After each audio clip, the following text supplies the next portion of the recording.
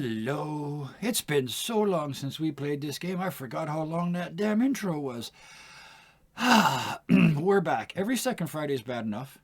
And then you miss one, and that's even worse. And then somebody misses one before the one that we all missed. And then, like, some people haven't been here for 6 weeks. So, holy crap. So let's get started. Let's not fool around. Let's cover the bases and let's get playing. Firstly, though, our virtual tabletop of choice, Roll20. You can see that in the background of the art here, which was the background image was found on Pixabay. All the modifications and twistifications and artifications done to that were done by our very own Thunderscape 7. Yay! What a talented human being. The art is, as you can see on the screen. Thunderscape also did our logo, which you can see in the bottom right-hand corner and or on the overlay itself. That's it. Let's go. This is nuts. Let's play some Dungeons & Dragons. But first, the peoples. The ones that keep showing up. The ones that keep going, go darker. They're back. I try and keep them only once every 2 weeks. But they keep coming back and saying, keep getting nasty. So we're gonna. But first, let's introduce themselves. Let us start with our very own Scarred Adventurer. Hello, I am the Scarred Adventurer. I don't know why I started that way, but I did. Now you're stuck with it. This is, yeah, I am. It's great to be back after a hiatus of not being here for reasons of just me being ill. But, aside from that, I'm just really happy to be here. And also, when I'm not here and doing other stuff, I am currently working on a really cool project about mental health and superheroes called Bravely Broken. And I know someone will be putting that link into the description because I can never remember to do it, and I keep having to look everywhere. That's not the point I'm making. I also run a small website called thescarredadventure.com where several lovely people put up several lovely things. It's a little quiet at the moment, but hopefully we will start putting more stuff on there. I've been very busy with the big superhero mental health project called Bravely Broken that I'm saying again so you remember. Yes, absolutely. Say it twice, it'll stick better. Thank you. Say it a third time and Bravely Broken becomes a household name. Yes, it used to be with car ads. If you said the name of the model 3 times, you got a sponsorship from the company, a little extra money to make your ad. Oh, so that's lovely. why those ads in the 80s were so repetitive. I just remember that saying the name 3 times helps you remember everything. There's the Bravery Broken link. We talked long enough. So next, playing William Forrest, Villas all the way over on the eastest of coasts.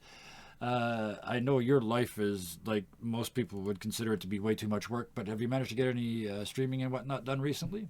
No. Thank you for your honesty. No. So I'm Villas. You can call me Vil. Obviously, when I'm not playing Dungeons and Dragons or Call of Cthulhu, anything I can when I'm not working. Unfortunately, I am actually at work, which is a heck of a busy place, being in the emergency department. I keep on trying to get back to streaming. I have a couple things planned when they will happen. Not quite sure. I'm working on it. I promise. I have a playthrough of What Remains of Aldous Finch going on.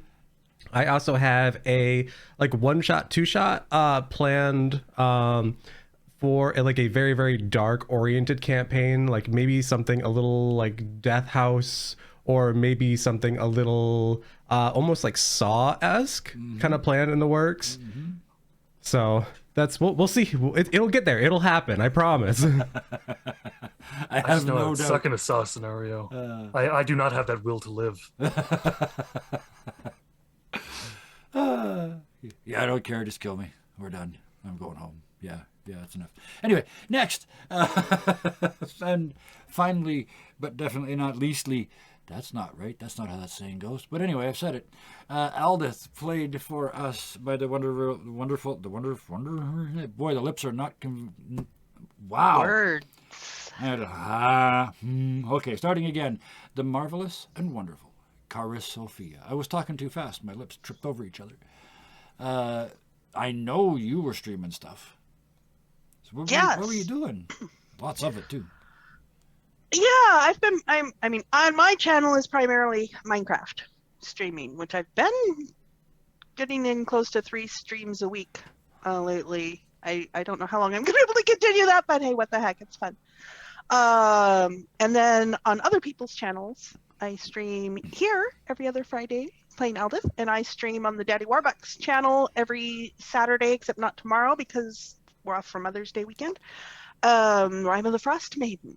Oh, nice. Which we're playing it like a video game. Like I've seen some people play video games where you go off and you do all of the side quests, Oh, and yes. it's like I don't think we've even mentioned the main story quest thing in months. So Yeah.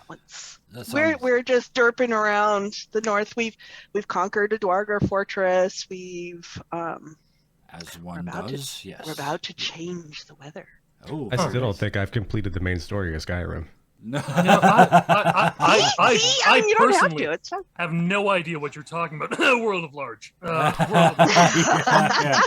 Yeah, our Sunday game hasn't seen the plot in quite a while, but it's been more fun and more enjoyable before that, I would argue.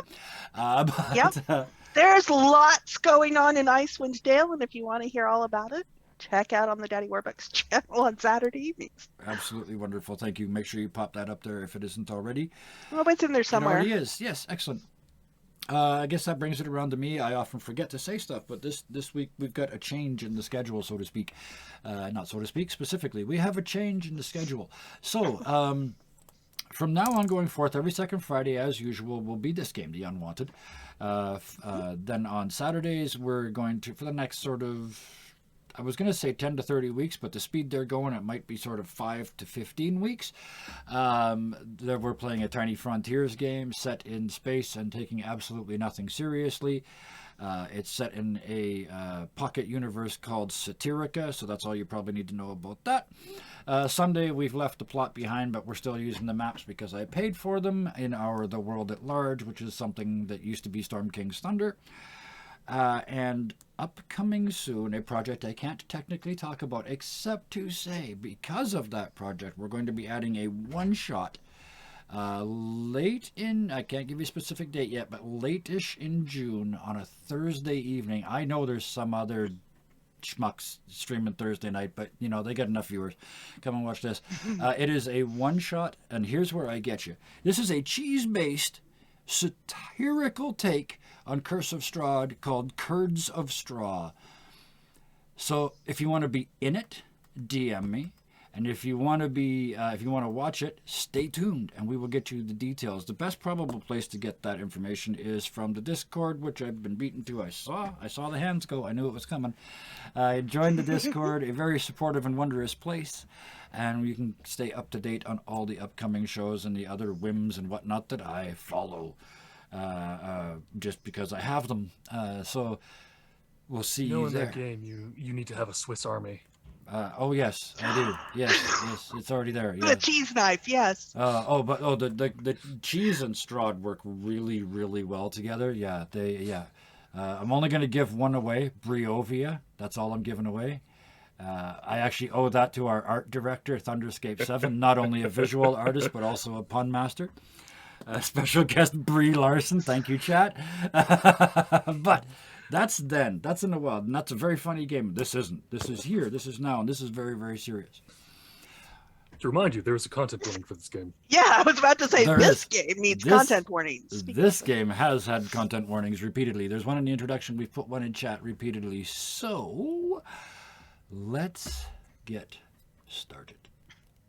Because you've been here, so it's been so long since you were here, we're going to start with Scarred. Lucas, you were in the cave with your future army spread in front of you, your tiny general-to-be on your shoulder. And then there was a stampede. And you saw that wall of bullet carapaces coming at you. And you had just enough time to say, "Oh no, not again."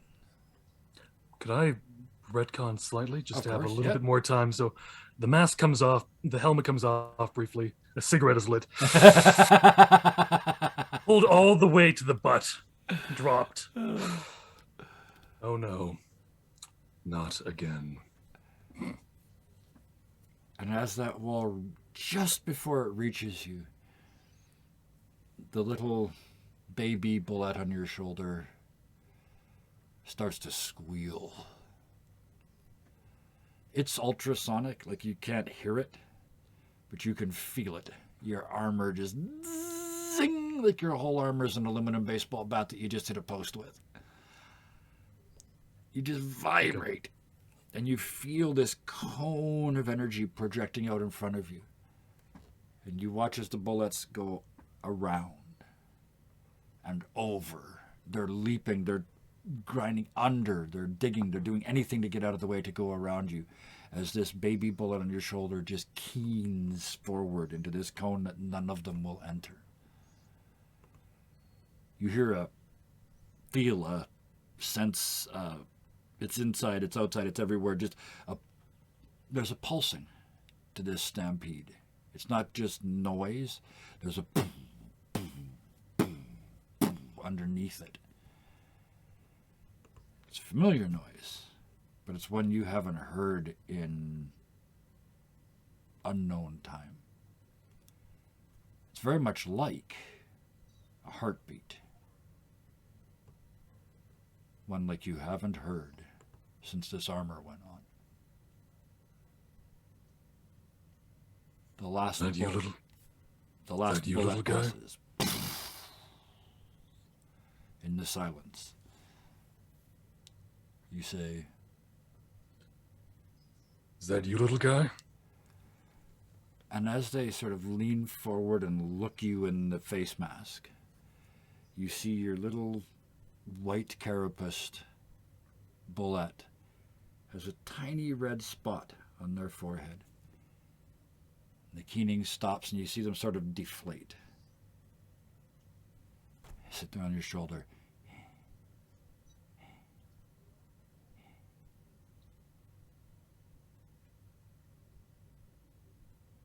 I will make a king of you yet.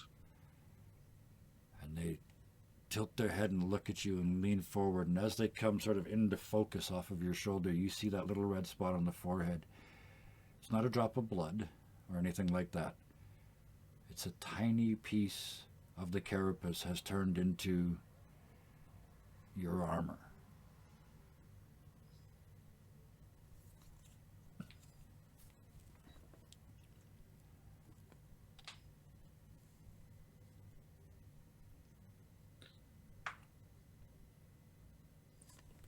I'm just trying to think now. I'm gonna pick him up, put him in a palm. Mm-hmm.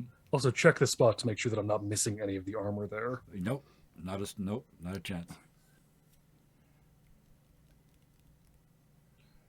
It's not like a piece has been stuck on. It's like a piece of his carapace has changed. As you grow, you will become strong. As you become strong, you will know to lead. And when you are ready, we will wreak carnage. And it stands up on its little haunches and uses its tail to balance itself. Looks very puppyish for a moment, and it starts to do this, but it's doing this with claws that can rend stone. And in a few seconds, it's polished its chest carapace to a shiny, reflective surface. And it started bending. It wants you to use its chest as a mirror. Okay. I'm checking very carefully in this mirror. Yeah. Right in the middle of your forehead, there's almost like a crack or like a root growth. A little white in the armor.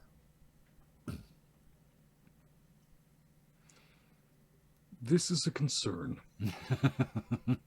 The armor is concerned because I know it's sentient armor, so We're gonna need to find someone to fix this. there's ambivalence is actually the correct term for the armor. It's very happy that it has got a spot on this thing that it's still referring to, but it is extremely unhappy that this thing has got a spot on it.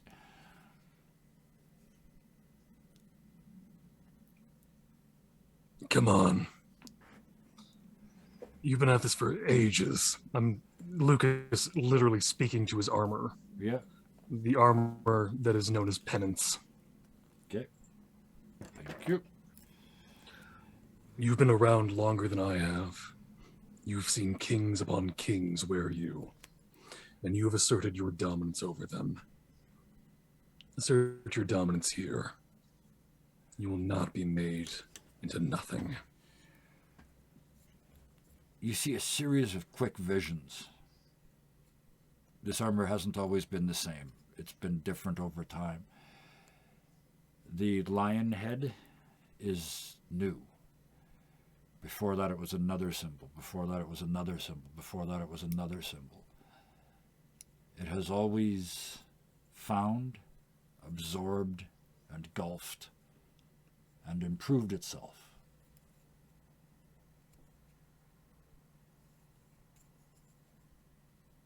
Are you doing what I think you're doing? The little tiny claws go.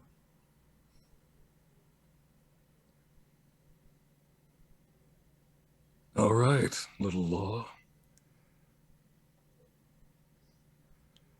And you, penance. Just try to keep the color red. I like it. There's a sort of heat in your forehead. It's weird. You don't know if it worked or not. You hold them up. Nope, it's still there.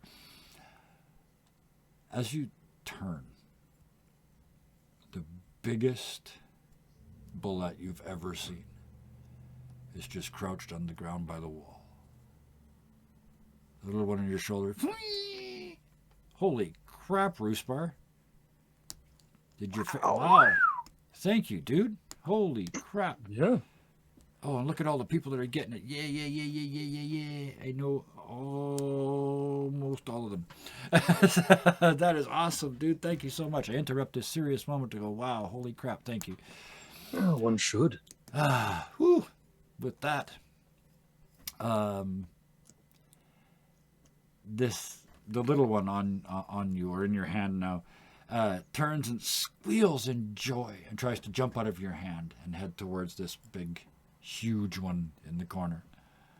Yep, I'll put you down. But you're not jumping from this height. You are small and fragile. He's doing that kid thing where the equivalent of kicking the ground and going, yeah, you okay? And walk with me. We will go see him together. You put them down. Yeah. They look like they're gonna bolt. Oh God, they look like they're fighting here to bolt. But instead, they run circles around you as you slowly move. Or where are you moving to? Yeah. I'm moving towards this big bullet. Okay. It's crouched, and also it is with a it's with a slow kind of swagger to it. Yeah, That kind of I'm better than you are. absolutely. It sees you coming and turns towards the wall and just effortlessly. Holy shit, Lips! Come on, you're on there for years. You should be pretty good at this by now. Effortlessly, it's not going to come out. Holy crap! Starts to eat into the wall just at speed. But instead of a regular bullet, I mean, you've been on the nose of one. There's a sort of a vortex that's left behind by this one in the rock, and the little one at your feet goes and dives forward towards it. I'm not bothering to dive. I'm just going to You just walk keep walking. through. You see the little one go in and just you walk in. It's like being inside a washing machine with 1,000 rocks, but somehow you don't get hurt. You're in this sort of space behind the bullet that you can see ahead of you, just barely. You can see it's making with its back feet. Give me a nature check. Let's pretend we're playing a game. Yeah. There it is. I am going to not do well at this. 15. Ooh, Okay, not I did bad. Average. decent. Not bad. Oh. You realize this must be how bullets transport their children before they can burrow for themselves. You also realize with a 15, you've seen your little one eat rock already. It can already burrow. So it's not doing it for them. It's doing it for you. And you can feel yourself being pulled along underground. With the term would be a wolfish smile, but in Yeah. Lucas, it's the lion's smile. Yes, yes. The difference is how much 'Cause- there is in the middle, right? Oh, there's no gum, but it's enough. No, It's enough. The lip that comes together. Oh, yeah. Yeah, he doesn't have a hair lip. Anyways, We weren't talking about rabbits. He said no, saving that one. because of what Lucas is, because of what Lucas isn't technically mortal. He's Yep. not technically. He's written as a half elf. He's not a half elf. Although weirdly, his you've teeth- got a. I'll mention you have a heartbeat now. Yeah. Okay. But That stayed when the bullets te- left. the teeth sharpen to kind of, and he looks almost like you would see a lion Yeah. smile, like a lion's face. Just enough beast in it. And you And look just over- as Yeah. just before we exit, I'm assuming. Not quite, but yeah, we're close. Oh, I know. Before we exit, I'm just saying so we know this happens. Yes. The face will return to normal. Okay. Still, it's more regular starred reflection and the dark black eyes with the red irises. Absolutely. And the little white, like a root growth in the bottom of a pot where the plant's overgrown. So it's also it's just on the armor, or is it also You can sort of So on feel the with your skin. finger, and the armor is sensitive as skin. It's what it feels like. This isn't what it is, but what it feels like is there was a crack, like somebody hit like a bell and cracked it, and then filled that with some sort of like a ceramic, and it hardened. okay? So that's what it looks like and feels like. I mean, more. Is it only on the armor, or is it also when the helmet's off? At this Would it point, it also is only appear on on the the- armor. It's only just gotten the foothold. So Okay. at this point, it's only on the armor. That's why the armor is not amused. Yeah. So as you sort of tuck up to avoid the smashing and thrashing of the rocks, and just let this thing carry you. I'm not tucking. I am No? still walking at that same pace, head Okay. held high. You're getting pulled along behind it, but yeah. I'm getting pulled along behind, but I'm still maintaining that appearance that I'm slowly trailing after us. Trying desperately to look like you're in control. I got it. Yeah, because Meanwhile, look, being royalty is all about appearances at this yes, point. it is. Even when you're 100 feet underground and no one can see you. Yeah, Two monsters. One of them's a baby and highly susceptible to the things that they might see. Next. Like one of those airport fast walks. Yeah. it is one of those. Yeah. Meanwhile, on a gigantic cube floating almost 1,000 feet above the ground now,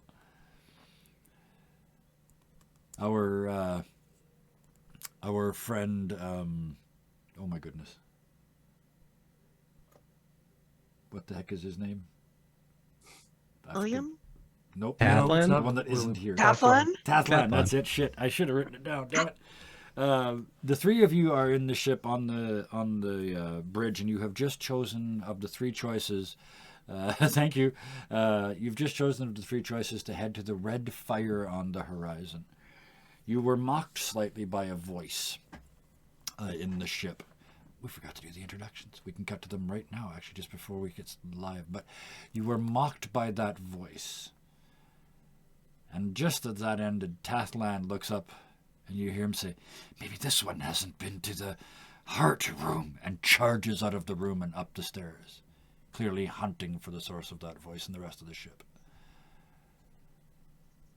The two of you are left behind.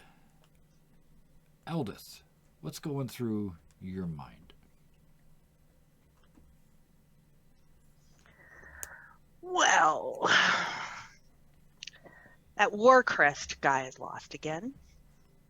He went down under a wave of stampeding creatures and didn't come back up. But he kind of did that before and reappeared elsewhere later, so he might turn up again. And his flying lion is still with us, dancing on the outside of the cube with Bjorn. I may have lost my horse for good. Yeah. Anyway, Bernard doesn't seem terribly distressed, so his god ship can't be too far. This cube did move, fly, drag. I don't quite know how to describe what happened, seemingly in response to something we did with the images on the wall.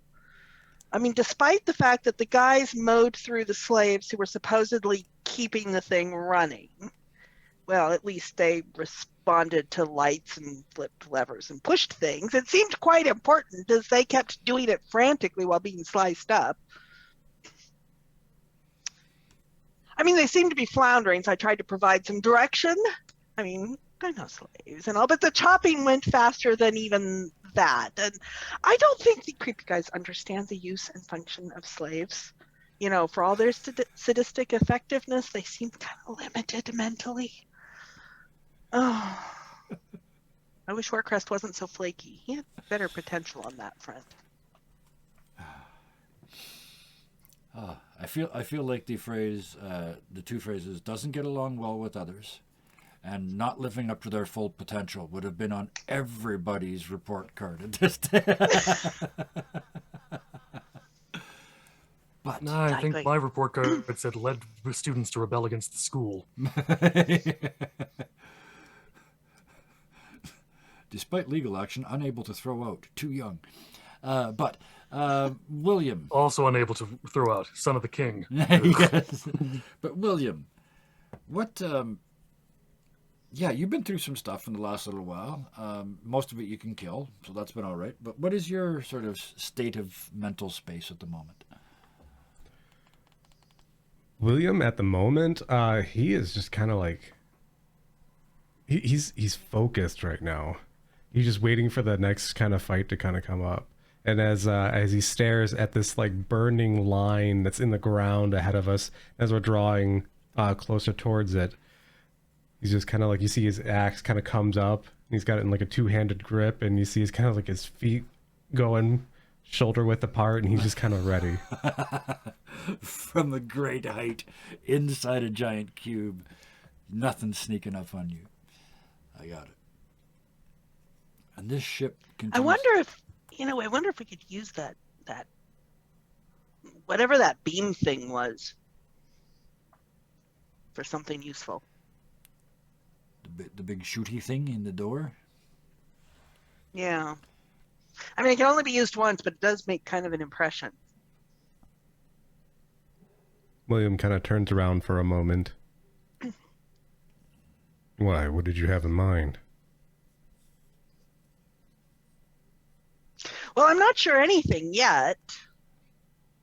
I mean, all we see is fire. We don't know what's there at the fire yet. Looks like we will soon, though.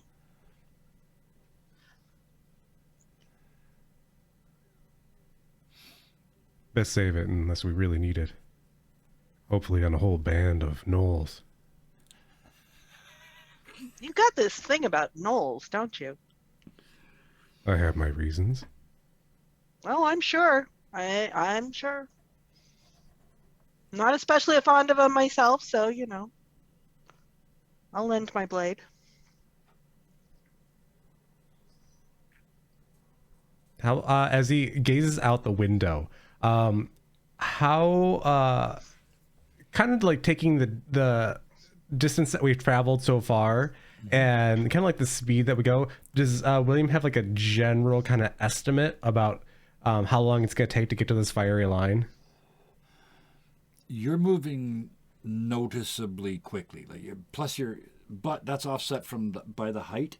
And I don't know, the reason I kind of paused is I'm not sure if you would realize that, because when you're in a jet, it seems like you take a very, very long time to go anywhere, but you're actually going like hundreds of kilometers an hour. It's you're not quite that high, so I'm going to say it still feels like you're really moving fast. Yeah, you're not at 30,000 feet, so never mind. So how long to get there? How quickly are we approaching it? Probably no more than what we would call an hour.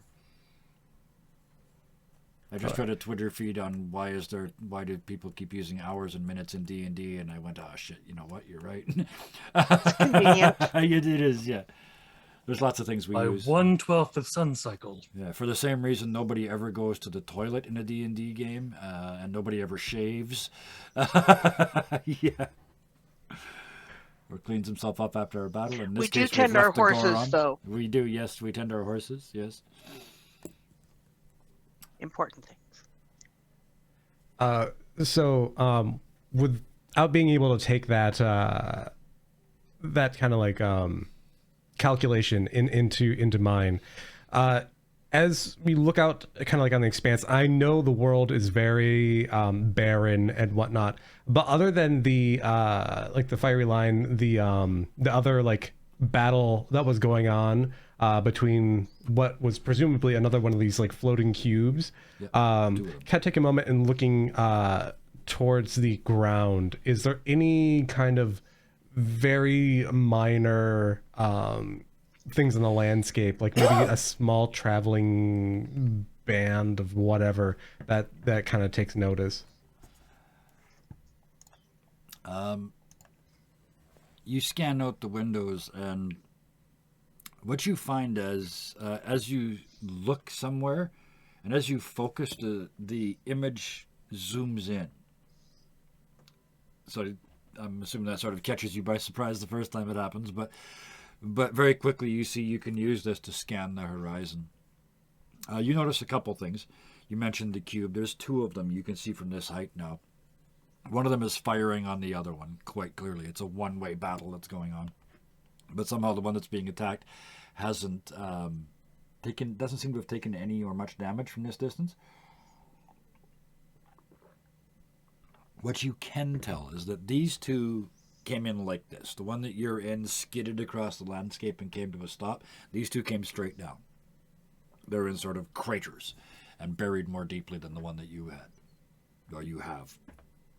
Other than that, for whether you can find a small party of gnolls, give me a perception check.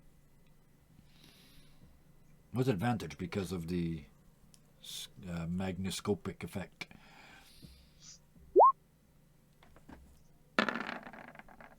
That's a very good perception check.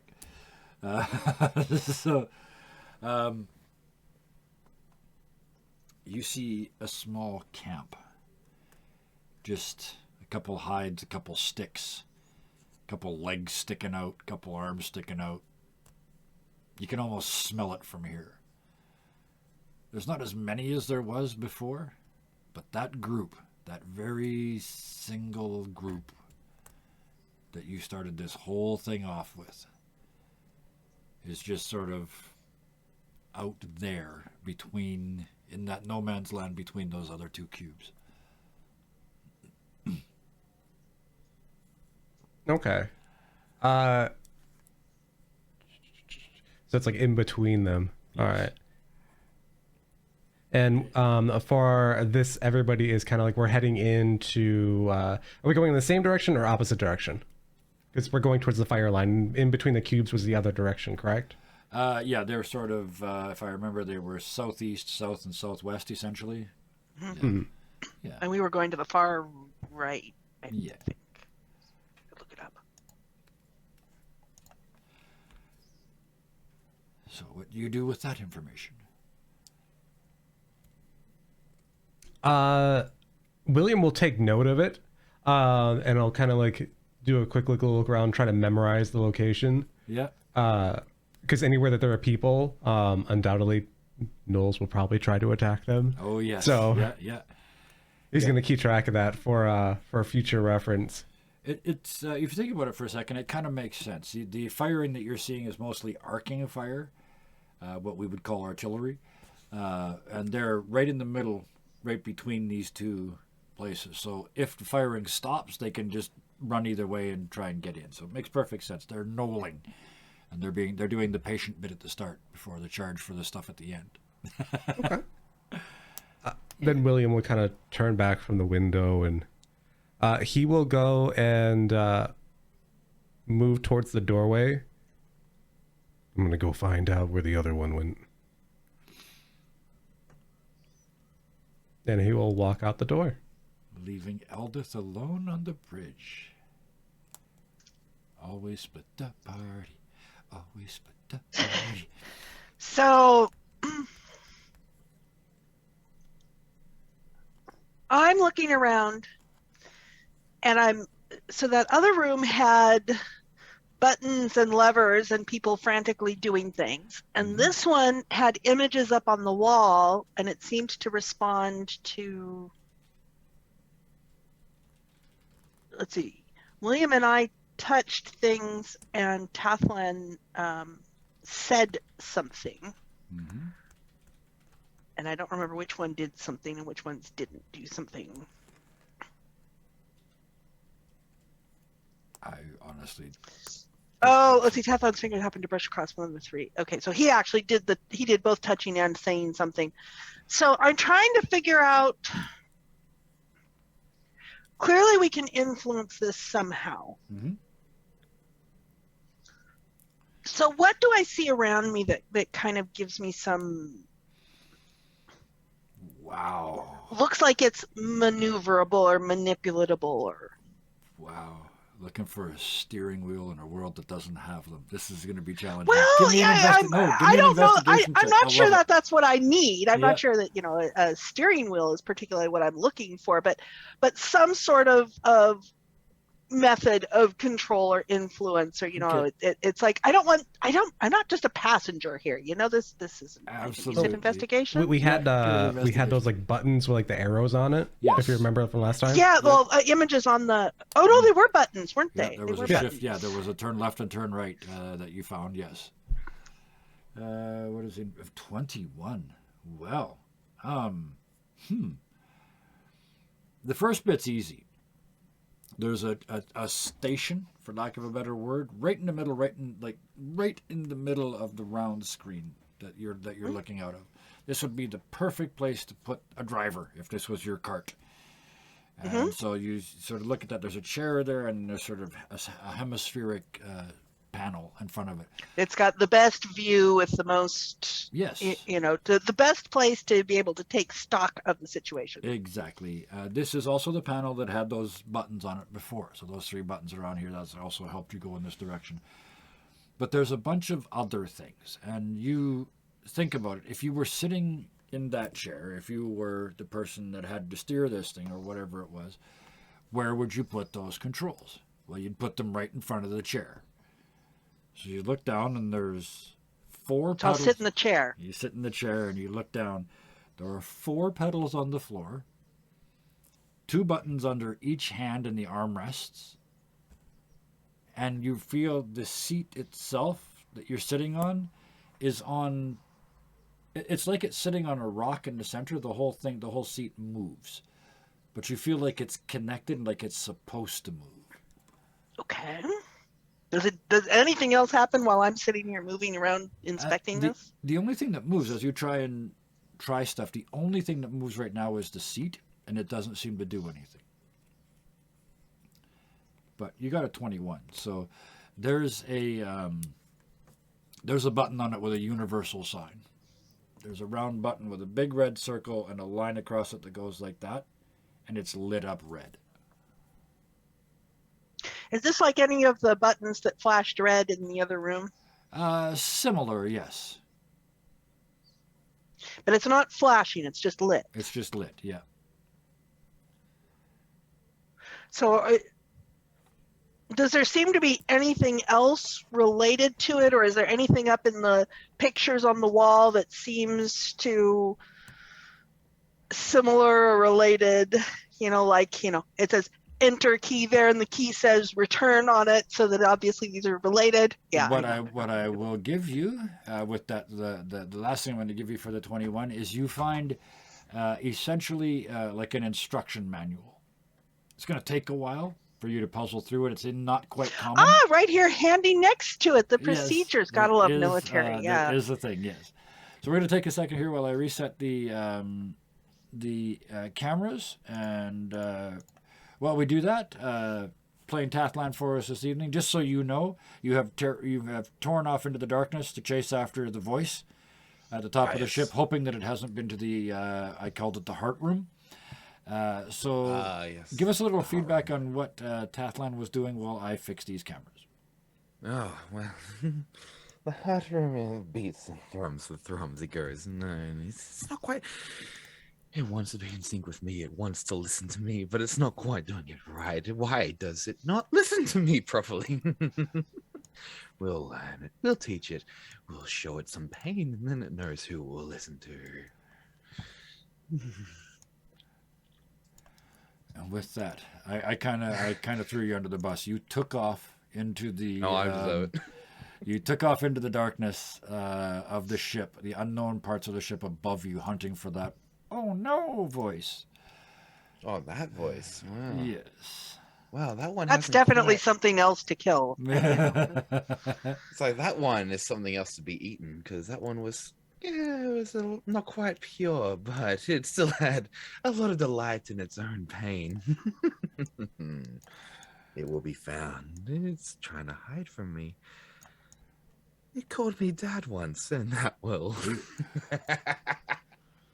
It does not understand the pain it's going to have involved with it. Oof. It called Right. me dad once might be the creepiest line yet uttered in this entire campaign. So we got the content warning, haven't we? Oh yes, Yep, multiple yep, yep. times. Oh, Multiple yeah, times. yeah. We are And I covered. just put it up again. We Yeah. are covered with balls on Uh, Aldous, Lucas, Tathlan, William. All right, we're all back where we're supposed to be. I would also like to say I We'll do the apologize again for extended being one. late. Happens. My time translator said it started in 20 minutes from now, so I woke up in a so bit of a In that case, you're early. In that case, Well, you're I early. know We're that fine. I personally am so angry I will never recover. That's okay because he's still so angry about a red light in 2012 that he's not over that yet. So No, I was only 13 at the time as well. Like, ugh. you I have couldn't no drive, and idea I how got hard I angry at had to that. modify the number I wanted to say. I wanted to say 1989. It's like, no, he wasn't even here yet. So never mind. Yes, the sparkle I was in my father's eye. Yeah. The rage. I have long the ago, feeling that of might more have been your content father's- warnings. Yeah, Let's see. We've might have been got your 3 father's content first warnings real- up so far. We can Yeah, find a yep. few more here. Yeah. Don't One's worry, been I'll find added by another way. chat. Warning, the following content contains Tathlan. Viewer discretion is advised.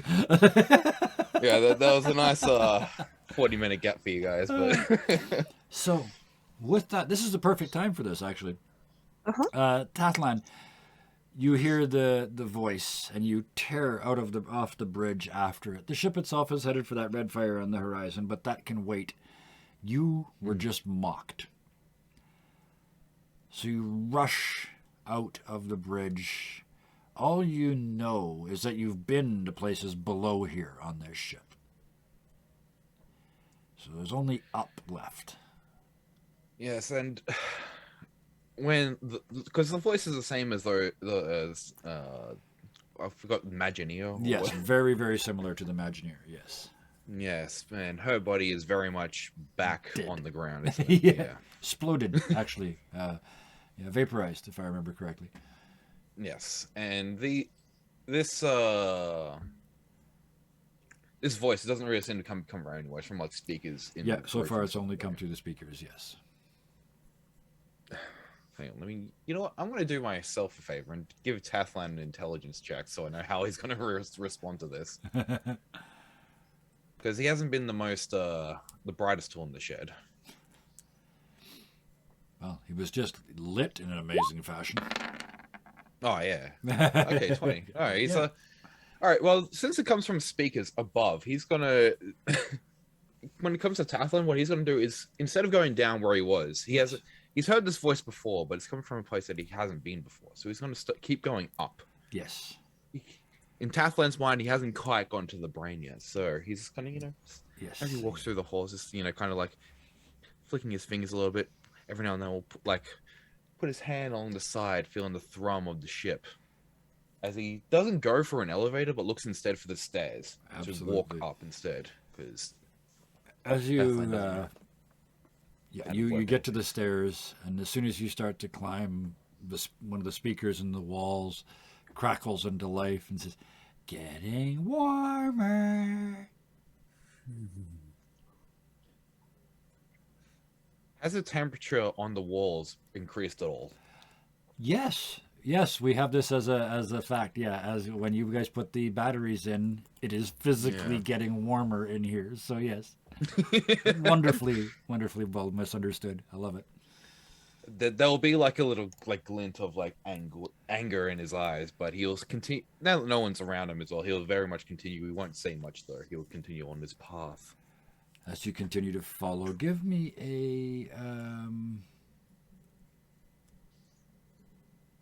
just a just an intelligence check, not a saving throw, but just a straight intelligence Straight check. intelligence check. Because this isn't, you're not tracking something. There's nothing to follow. You're just sort of figuring this out. You continue to head upwards and move using stairs instead of elevators. When you get to the top of the stairs, you open the door. You can go either left or right.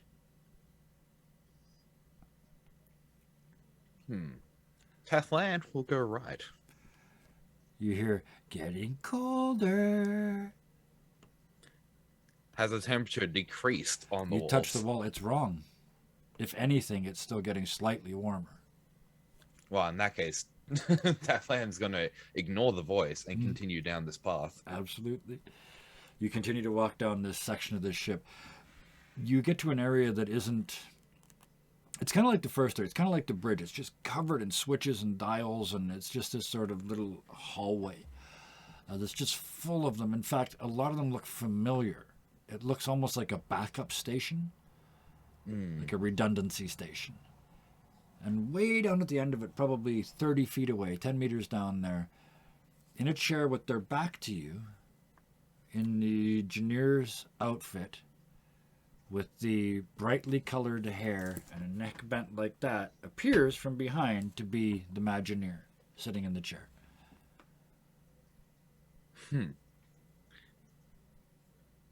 Tathland will walk up with like kind of like one hand poised on the sword, but not bringing it out yet, but like walking with a bit of an angle. Mm-hmm. And then he'll kind of like, as he starts walking up, he'll say something to himself, and Abyss will kind of just, no, it's dark. It's like, you have a bit more of a capacity to be alive than I thought, as he kind of like walks around to the front angle of it. Mm-hmm. There's no movement at all as you approach.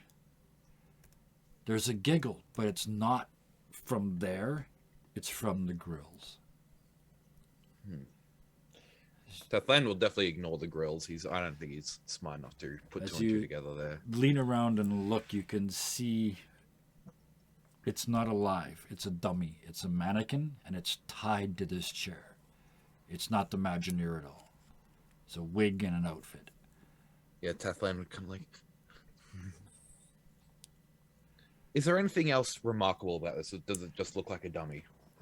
Give me another. This one will give you an investigation check. There's something to actually physically look at here. So 5.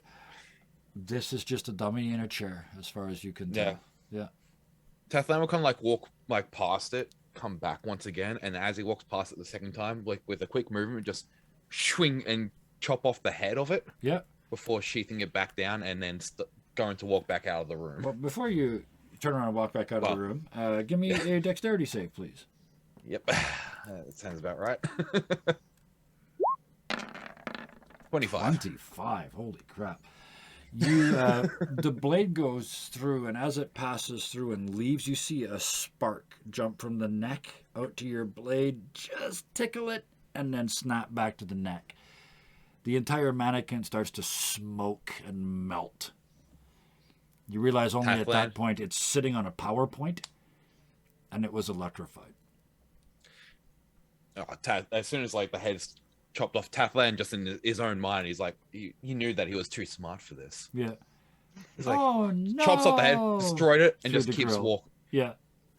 And then goes back down to the hallway and starts walking to the other side. It heads in the other direction. You're getting warmer. You'll see as he's like twitches, he's like, nothing is knock none and this time. Well, I mean, the other one exploded, so he might expect this one to explode, even Yeah. if it is a dummy. Yes, yeah. He was at least prepared to be screwed, which is fair and reasonable on this ship. So you keep moving along into this ship. Give me another intelligence check. Yeah, fair enough. Good old Tathlan and his 0 intelligence. That's Eight. He's It's I was kind saying, of funny focused on because something should be else less now. than that. there's a delay Sorry, in roll 20, right? At least for me, That it should shows have me been a it shows me 2. it shows me the little box, and then it puts the number in it.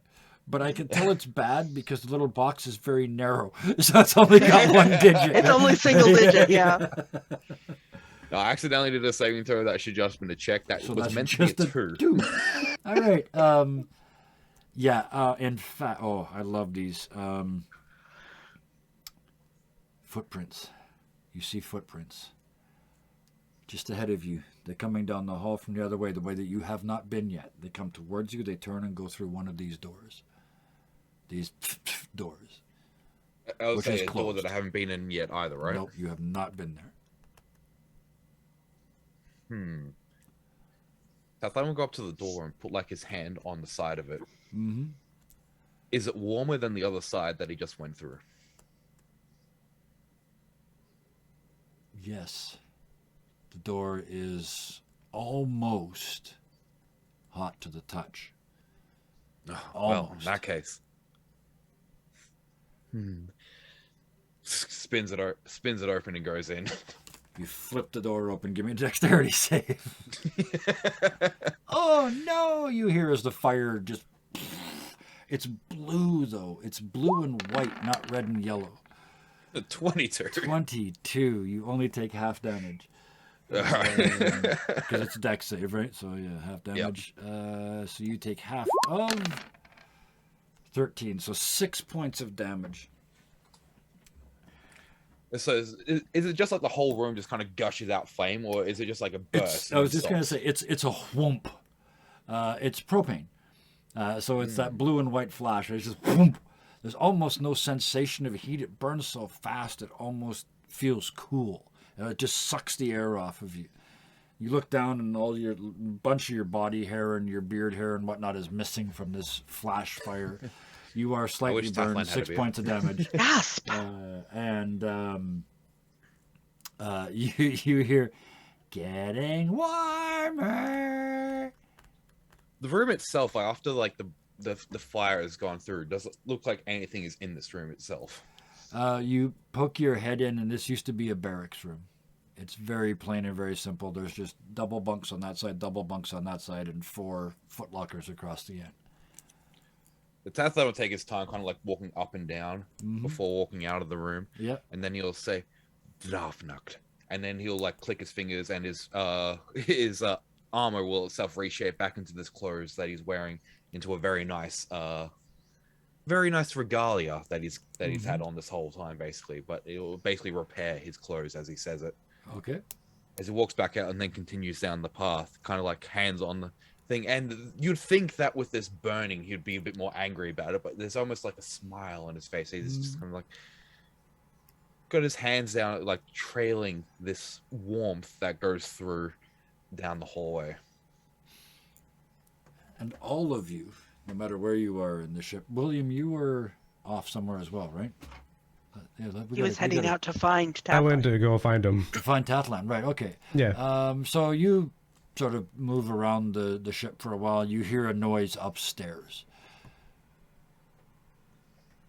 Well, if that Follow seems it. Yeah. Yeah. Would have heard about half You head of an upstairs. You explosion hear around that. a few more noises. You give me an intelligence check to see if you can sort of follow, because you're hearing it through hallways and all kinds of goodies. So, intelligence check to see if you can follow it. would I be able to use insight? Where would the crazy man go? If I were a crazy man, where would I go? Sure. Well, and yeah, interpreting sure, sounds yeah. through that filter. yeah. Oh, so the damage to your beard just happened just below your chin, and you think to yourself, "Whew, luckily I don't have a beard." It burned Tathlan's chest hair Chest off, hairs, yeah. Oh, that's very. I'm assuming elf chest hair is probably like really sparse. So it burned like all 3 of them. My 4 hairs. 4. Ooh, you hairy fucking elf. William, Yes, it's right up here, and you rush up the stairs and through the door. You smell an odd, chemically sulfury smell, and something around here. Something has burnt just recently. You look in one direction down the hallway, and you can see just a hint of smoke. Look in the other direction at the end of the hallway. You see what looks a lot like the Imagineer, standing at the end of the hallway, leaning against the wall with their arms crossed. Well, given that Tathlan isn't there anymore, Yeah. I'll go the opposite direction. And I'll be keeping an eye out for, especially if something burnt, Yeah. looking for little bits of soot or anything that could, like have fallen on the ground, like a little scuff mark on the floor.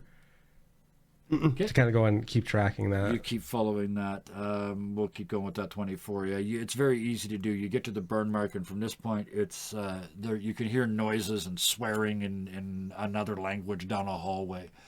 And you come around the corner, at the end of that hallway, you see Tathlan. Okay. I will. I'll keep an eye on him. I'll stay back, but I'll just kind of keep an eye on him a little bit. So give me a stealth, and then Tathlan, are you even looking? I mean, you're on your toes, right? Because you're looking for your prey. So yeah, give me a perception.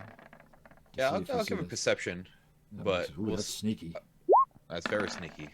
It's not very. That is not very perceptive of perceptive. me, No. either. Yeah. So you are unaware that you're being followed. Yeah. I mean, because he's just gone down that path, and he's gone down Yeah. to this other side now. He's not leaving. As any that, good that behind him has been cleared. exactly as every D&D first edition player ever knows, never leave an unexplored space behind you. Yeah. So you move forward. William, you follow along behind him, remembering to lift up your axe so it doesn't go squeak. At this point, it's kind of like as Tathlan goes on and William sees this and his attention is so focused, it's almost kind of like that moment where, like, you have a predator and they're, even if they're not going to like actually attack anything, they still have that moment where like they kind of get down and like they get in that ready position. See, kind of William has his shoulders hunched. He's going and lifting up his foot and gently placing it down each step he takes. So there's like, no real kind of like noise or no real vibration. Perfect. Yeah, and I just had the Bugs Bunny flash, the Elmer Fudd. Be very, very quiet. We're hunting gnolls. Yeah. And yes, so you stalk your prey. And you know what? Just to make it even creepier, William will go and you'll see he'll take a step and another step, and you'll see he'll kind of lift his leg up and put his foot on the wall. And then he'll take another step and he'll go up to the ceiling, so he's hanging down. I love it. Yep, doing the three-dimensional corkscrew follow down the hall. Oh, beautiful. Meanwhile, back on the bridge, Aldith, you're reading through the instructions, and Are they in a language I can understand? they're mostly images. Or are they at least graphic so that I can follow them? Think of like a Kinder Egg instructions. It's more or less I- like that. Oh, right, you're American. You don't get those. Well, we do, but I haven't, and my grandson does, but I Okay. havenent happened to look at them. They're visual. They're absolutely visual with arrows Okay. pointing the way to, You can which order also to do use stuff you can also use the airplane graphics on how to escape the airplane. in. Yeah, Yeah. that sort of thing. It's completely 100% visual. So you're puzzling through that. Give me, what's your passive perception? Don't give me anything. What's your passive perception? I think you're pretty percepty. Don't remember. Let's see.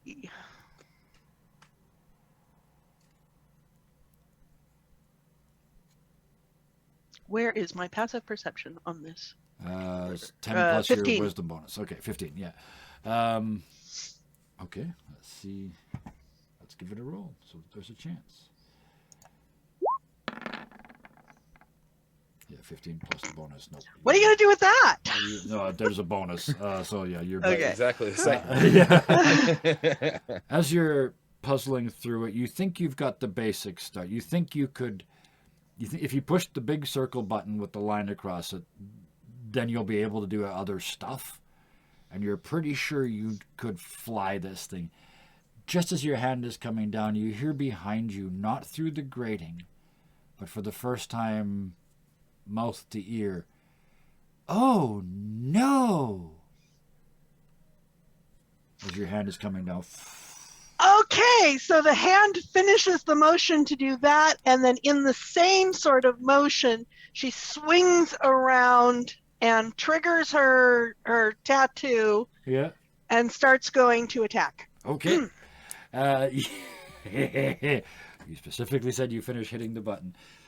I did Bang! say that. I You hit explicitly that said that. button. As you spin to turn, the entire cube starts to tilt to one side. You spin. Go ahead and give me an attack. And your tattoo, remind me again. It's been a while since we've had a fight. Extra damage or tracking? It's Eldritch Claw, right? It's Eldritch. Yes, Eldritch Claw tattoo. So it, I get +1 to bonus damage. They're magical, and they've got the 15-foot distance with the inky tendrils around my melee weapon. Right. All right, and I have my Eldritch Maul turned on. That's not very good, but I'm also sitting here being. Yeah, you spin and the ship itself rotates and the chair spins underneath you. It looks for a second like it's going to hit and then it just goes through. There's no resistance at all. But I do see it goes through, like it would have hit, but it is going, okay. Yeah, it goes right through and it looks down and goes, uh-oh. And looks back up Okay, at so you. that's not actually here, so I will go back and I'll start disregarding that. You drop back down at the control panel, and you've read enough now. You know how to recover this. One way you could do it is those buttons you had before.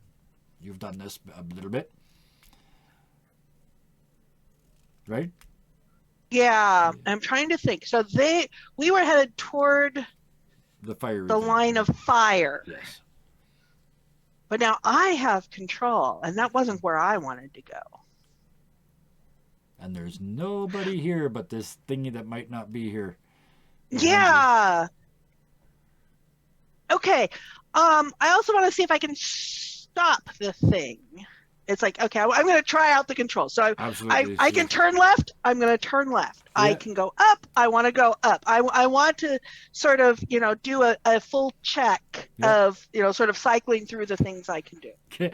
You start doing that. The others in the ship are just all of a sudden the ship's like this way and then this way and then this way and this way. For some reason, when you back it up, the voice goes beep, beep, beep, beep as the cube backs up into space that it used to be in. It reaches over and starts slapping buttons, but they can't do anything. It's obviously not really here, right? It's not here. Yeah, it's so I don't trying to. have It's worry shaking about its hand in front of your face, trying to distract you, but obviously it can't touch anything. It's like, okay, so as I do the things, it does the things I want it to do, and I'm getting a feeling for the controls here. Mm-hmm. Yes. You can now aim the ship. Where? Is there anything for communication?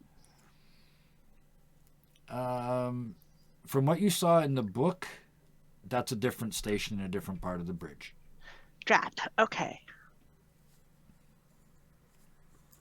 I'm going to turn to head towards those people that William took note of.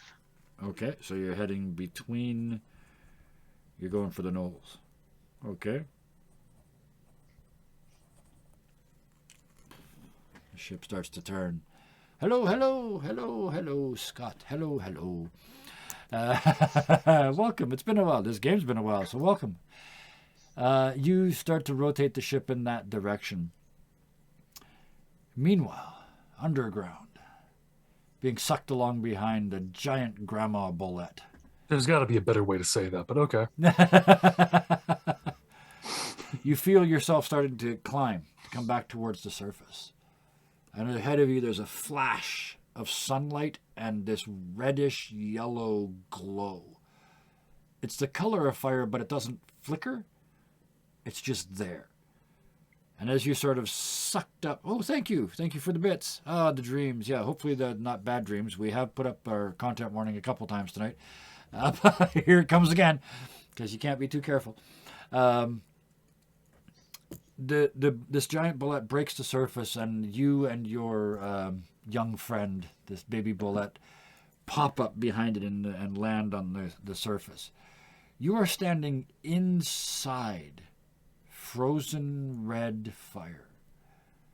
You look above you and you can see, and beside you can see, but you're in that orange bit in the center of a candle where nothing moves. Everything's on fire. There's no pain. There's no sensation of heat. But you're inside. It's all crystallized, right? No, it's actually burning. You didn't say. Okay. But the part you're in, you know how, like, if you look at a candle in the wind, the red part and the orange part sort of flicker, but there's that sort of yellowy center right around the wick that is absolutely calm. Yeah. You're in that. But imagine a candle wick kilometers long. And you come up in the middle of it. You're surrounded by it. This wick is 100 meters So essentially, wide. I'd be in the core of the fire, essentially. Yes. Yeah. This wick is 100 meters across, 100 yards across, and kilometers long. As you So move, it doesn't hurt, and I don't feel heat. not at all. Below your feet, you look down. As you move your feet, there's a puff. And it's ash, but there's something more than that. It's finer. It's more flowery. It's had all the bits taken out of it. It feels like waste material.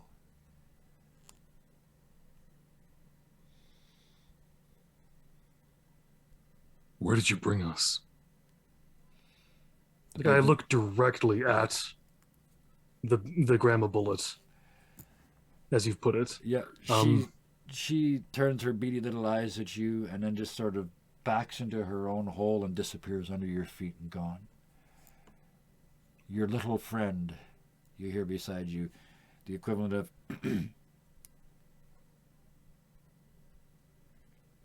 Yes, Law? and they slide down your arm like a koala bear sliding down a greased pole. I don't know why I said that, but that's the image that I had in my head, so I just down your arm and down your leg. And they reach over. By the way our Australian looked at us, I think that Yeah, never I don't know, maybe happens. that's... I realized as I was saying, I don't know why I did that, but part of the reason was probably sitting there. It was a weird anecdote. Yeah.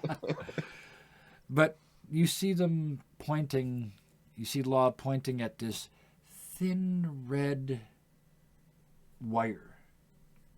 Looks for all the world like a wire, and you can see it picks it up and drops it. But it's glowing. And as you watch as it drops back into the dust, and the dust rises and drifts away. And you can see almost like a boiling. Now these little particles come up through that fine dust and join onto this red cable. And the red cable starts getting brighter and thicker.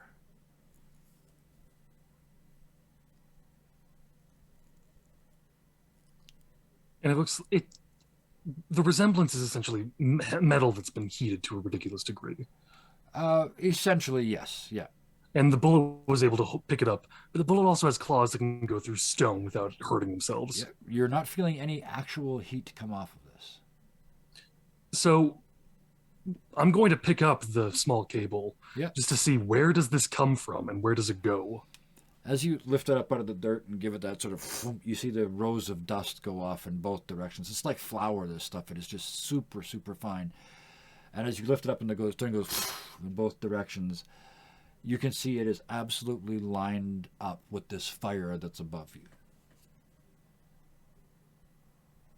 As you look up and you see the fire rise above you and then separate in both directions and run down the line. Okay. Eldith, you're the only one that can see this from the ship. As you're banking away, almost in response to you banking away, you see the fire go and then drop back down again. You're muted. Yeah, that's interesting. We'll head back that way. Oh, you did turn back. Okay.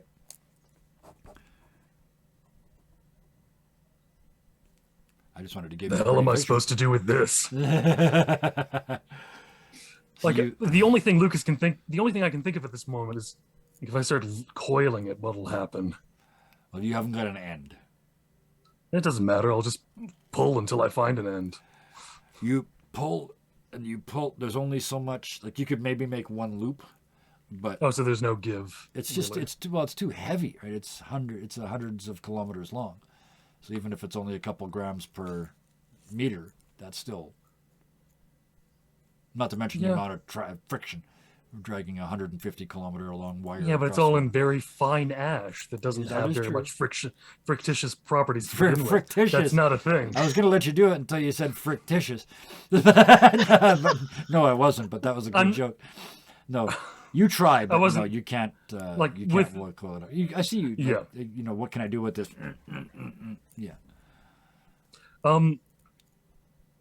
Oh, well, the dumb thing is going to be what I'm going to do. Yes. What feels dumb to me is I'm going to, because I can only make it one loop, I'm going to kind of put it into a small loop in my hand like that. Yeah. Grab out a smaller blade, like just like a dagger, like a small knife that Yeah. I'd use for anything else. Yeah. Because I don't need the sword for this. No. And just try to pull through Okay. and cut it. Aldith, you see now as you're turning back, you see where the exact place that spike was. There's now this sort of loop, like the inverted parabola that you get on the roller coaster rides, that sort of inverted teardrop shape. One of those just sort of twists up out of this line of fire on the horizon and stays there. It then flashes briefly as you pull your knife through, and it goes through your knife like you were hoping your knife went through it. It's just foomp, and the blade falls off your little knife.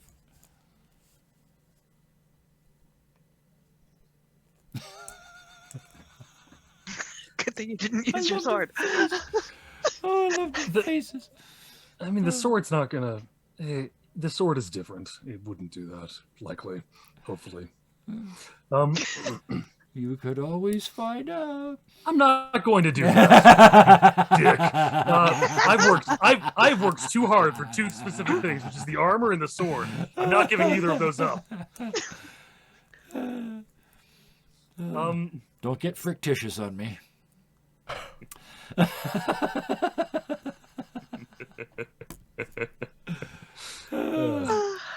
I think our relationship is a little fictitious, but that's a Yeah, different yeah. thing to begin with. What would you like to do? Lucas is just gonna kind of look around.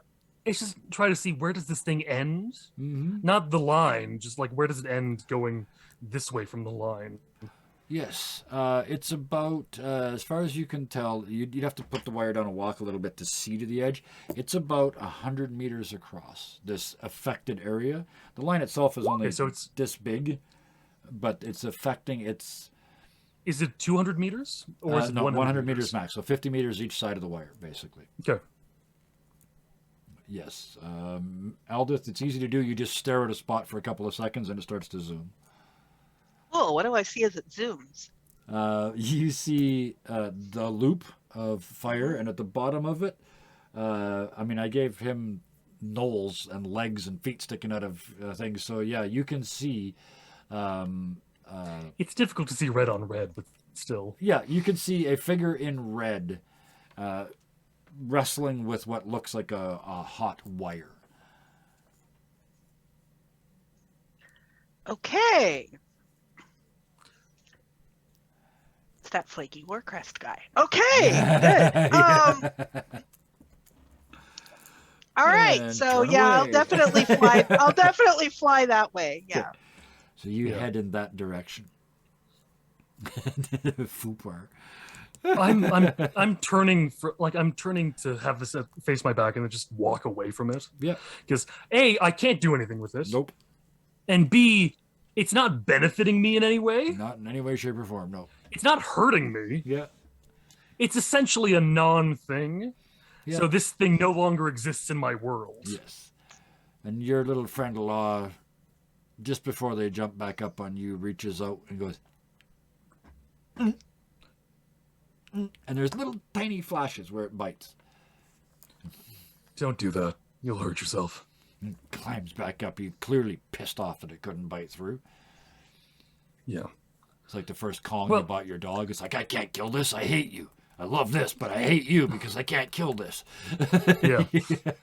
What were you expecting, Law? It's not going to go through, and it's not benefiting us if we even could get it. So why would we care about this enough to want to have it? And he just opens their little mouth and bang, bang, bang, bang, bang, bang, bang, bang, bang. I understand your point, but it just It's gonna be can't much seem less to- fun when this thing turns verbal. But but yes, sorry. It's going to turn verbal? Oh, that's fun. It's got to grow up. Yeah. yeah, I understand the basic principles, but it's not going to help us right now. It might help us later on in the future for these things that we might be doing, but that's a thing that we worry about when that happens. We live in the now, not in the later. It goes bang, and then it stands up on your shoulder and mimes you bending and folding the wire and trying to cut it with your knife. That was all so we could learn if we could use it. And it sits on your shoulder and goes. Good. Glad we had this chat. And at this point, you're out to the point where the blinding light of this filament is behind you. And you can now see this. As you get further from it, the sand is less flowery. Give me a nature check. Yeah, that's probably it's hard to apply D&D rules to a science fiction world, but yeah, give me a nature check. 4. That's not very good. Yeah, you have no idea anything. You haven't gained any new information about this other than you can't seem to cut that thing, and its effect is this wide. And I don't think he cares is the biggest part of that. you're just trying to walk out of the light. Yeah, you can. Yeah. As you do, you see a thing. I was going to say an impressive thing, but I don't want to put the words. I don't want to put the adjectives in your mouth. It off in the sky. I mean, you know what it is. It's the cube, but it's so high up. It looks like the wooden toys that they gave you as a child, the little building blocks made from the bones of peasants. Well, In your case. Lucas was never given the little playing blocks. He was given a sword, and he was told, Oh, yeah, "Go you have kill to that get dude." go get the raw materials and and then when you No, came it home, wasn't. It wasn't go get the raw materials. It's today's your 7th birthday. Go execute this guy. Yes, and then when you executed them, a craftsman took. They the gave bones me the away. skull. No, that was it. He just gave me a skull. I got to now hang this on your wall. Yes. I went, okay. Your trophies. So Like my brain, I've been brain damaged since I was 6. So this means nothing absolutely, to me. yes. It all just seemed perfectly normal to you, but apparently, Scott. Well, he's kind of got one, hasn't he? Yeah. Thank you for the idea, and yes, you have just actively changed the way that the tiny creature is going to behave. So, Oh no. Scott, pay off Scott, for what have you done? all of the wonderful bits that you have donated over time and space. Yes, the tiny creature is just going to get a little bit softer. But yeah, here we go. With that. I hope you mean softer in personality. Yes, yeah, otherwise it's hard to eat through rock. But Otherwise, what's the point of a bullet? yeah, not sorry, you shouldn't be. This is going to be great. You, as you step out, you see it floating in the sky, the cube. It's trailing sparks behind it. There's something clearly wrong with it. Way up on top, you see a familiar shape. Well, you don't see it. It's not even a familiar shape. It's just a familiar set of wings. Right on the very pinnacle of it. Your familiar, your ride, your long-forgotten Irish pal. Way up there on top of it. And the horse. And well, he's so far away, you can just barely see the horse. Yes. I This see the moment wings where- at best. They're on the top of the ship, and it's like that Titanic moment. Yeah. Oh, heck. Oh my god. Oh yeah. Is it the king? Is it the king of the world moment, wings or spread, I'm flying, Jack? I'm holding flying. Bjorn Like, which out. one of Yeah, yeah. I see. In my head, they did it both ways, just to be fair. So first it was Bjorn with his horse hooves trying desperately to hold back your griffin, and then the other one was your Bjorn out front, and the griffin behind with wings spread. And I think I like that one better. Sphinx, the Andro Sphinx, right? I think I like that one better because it looks more like a like the front of a ship, of a sailing ship. Yeah. The wings are outspread. You can't. It just looks like a horse is mounting. See, I know exactly when you read Nick's comment because that's exactly my reaction to it. Okay, this has never. Nick, you've broken us. This has never been done before. Mudkip in the chat. The next time you are in a game with me, you have a free reroll. You just gave me a happy storyteller moment from the chat. If you softened it, it would be a rubber bullet. Oh, wow. Okay, we're trying to be serious, but that's spectacular. Thank you. Remember that. You got to reroll in the next game. Oh, yeah, look at that. You made him try and poke out his eye. That's how bad that was. Oh. So, you step out and see that above you. You call, do you call? I do the quick math. Is he still carrying the horse? He is, yes. He has been given responsibility for the horse, and if there's one thing Andro Sphinxes are good at, it's responsibility. Apparently. That and riddles. Yes. Why was the man drinking his coffee out of a bowl? Because it was really muggy outside. Oh. He calls the Andro Sphinx. Andro dad jokes. Oh, okay. Yeah. Lord. So yes, it's coming apart at the seams. Let's do this. Yes, you call the Sphinx. It leaps off the top and starts to glide towards you, bringing the horse with it. I have lost my horse. A new exciting point of view. You hear on the wind. Oh! Okay, we've seriously gone off the rails here. In the distance, you just hear, Oh. I can show you the world. I don't think we can put any more notes of that song without Probably getting not. No, we're just it's fair use. It's fair use. And actually, you know what? Satirical purposes, we could do whatever the frick we want with it. This is satire, damn it. Okay, so it's I can show you the world. You do dad jokes. All Irish. Yeah. Somehow that's wrong in Irish, isn't it? I could show you the world. Sparkling, shimmering, and then it's just sparkling, shimmering like a pot of burning, and gold. barren. Just have 27 Guinness and come with me. It'll be fun. But anyway. Okay, It's coming apart. We're going to have to finish this. Okay. I've updated the content warning. To include bad puns and dad jokes? Yes.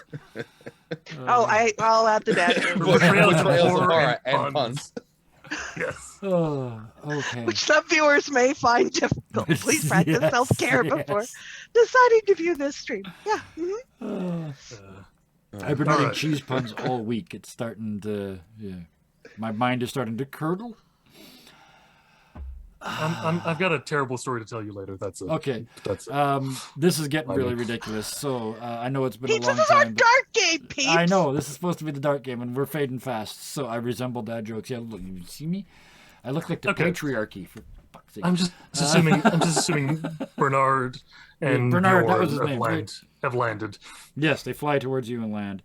But just for a quick cutaway, Aldith, you're flying this thing and everything is cool, and you see that everything settles down from the twisty, swirly light thing. And then you see, as you're zoomed in, Bernard and Bjorn, the flying bees, drop right past your window and swoop out ahead of you. If you had magnification on, it's like legs, butt, wings, and that's it. You zoom feel back like and you see them heading down towards Times two. Yeah, Yeah. I've lost my horse. Yeah. I mean, it's got to be fun to just be seeing that magnified a real horse's ass. an Andro Sphinx butt and then a horse's butt. Yeah, never mind. You know, just Hard the to Sphinx's B&B. sphincter. Oh no, this This is supposed I to don't be know the who I don't know serious who show. heard me say that, but still. Yeah. So, that flies down towards you. Let's. What do we do here? Shift Let's back to the cut other back. two guys Yeah, who let's have to get back react to to all the Tathlan. movement of the boat. Tathlan and William, yeah, the ship is bang, bang, bang, and it starts to smooth out again. Tathlan, what are you doing? You're the one that's on the hunt. As it does suddenly move, Tathlan will still have his hand kind of going on the wall, Mm-hmm. kind of just whispering to himself and a little bit, just saying, "Listen to me. Why are you ignoring me?"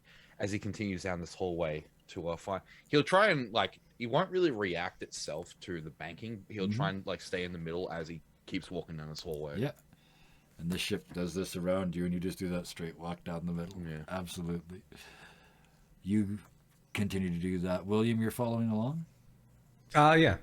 From the ceiling. Yep. Yes. William, give me a... no, what's your passive perception? 19. 19. You're being followed. Something's tracking you. Okay. I'll take a moment, and William will go and look behind him and kind of keep an ear out for anything that's any sounds against this flooring or whatnot, or any particular smells that don't make sense in this context. You look back behind you, and it doesn't take long for you to see there's a small wheeled cart, about sort of that big, with 4 wheels, one on each corner, coming towards you. On top of it, there's you see these all the time. It's the projection for a holographic projector sitting on the surface, and on top of that, there's a head. So it basically looks like a head on an RC car coming down the hall towards you. The head is a projection. It looks a lot like the Imagineer, the same sort of mask and weird face paint and the same maniacal look in the eyes. But it appears to be a male version. And as soon as it sees you see it, it stops and says, "Urch!" as it stops. The little rubber wheels don't actually make the noise on the floor. Tathlan, you hear "Urch!" behind you. You turn around, William upside down on the ceiling, and beyond that, this little cart on the floor. I feel like I was still, because he rolled very good on that stealth. I don't think Tathlan would notice William being on the ceiling. Okay. Depends on how high up the ceiling I would is. say you would notice, because it's probably only yeah, but he's probably startlingly close to you. I think that would be startling for anyone except probably Tathlan, who would just kind of look around, see William, and then be more interested in the projected thing on the ground there. Mm-hmm. Does this make any other further noises? It looks at you and goes, and a couple seconds later, the grills go, "Oh no!" Tathlan, with a quick move, will grab out a dagger and throw it at the screen. Okay. Yeah, give me an attack roll. Where's my dagger? 20. Oh, 11 points of damage. Yeah. You just, and it goes right into the holographic tray, that circle, just right into it. About 2/3 of that circle goes dim, and about 2/3 of the hologram disappears. So there's 1/3 of a head still there, but it's hollow because the inside wasn't rendered. And then there's a flicker, and then the inside is rendered. It looks like those CAT scans where they put together the 3-dimensional image out of the stack. And it's all sort of semi-translucent. So there's 1/3 of a head left, and when it turns away from you, you can see the brain and the blood flow and the tongue moving and everything else. I know exactly what this looks like. As it turns away, William probably even hear as Tathlan will completely turn around, ignore it, and continue down where he's going. This is just another abomination in his mind. William, you're still watching it. The head turns on the holo display, and then underneath it, the cart turns to match. and it starts to wobble away. Like it doesn't make that noise. That's me. That the clown noises is me. But the little cart is dysfunctional. It's not driving well. But it's starting to leave. Oh no. And you can see the tongue move and all the stuff happens that it takes to say the words "oh no." William is he's quite curious as to where this came from, because as we were going down this hallway, I mean, he was kind of focused on being quiet for to sneak up on Tathlan. Yeah. But he's gonna come like walking backwards if Tathlan keeps going forward, so he's still following in the same direction. But he's gonna keep an eye on where this goes and see if there's like a little cubby hole that it disappears into. Give me an investigation check. Tathlan, what are you doing at this point when you look back and see As this Tathlan starts to continue down the hall, he'll say something. Damn, 20 there. As he's walking down the hall, Tathlan will say something in Abyssal, just kind of like, not quite like, it's under his breath, but loud enough for other people to hear because he doesn't think anyone else is going to speak Abyssal. Yeah. So he's like,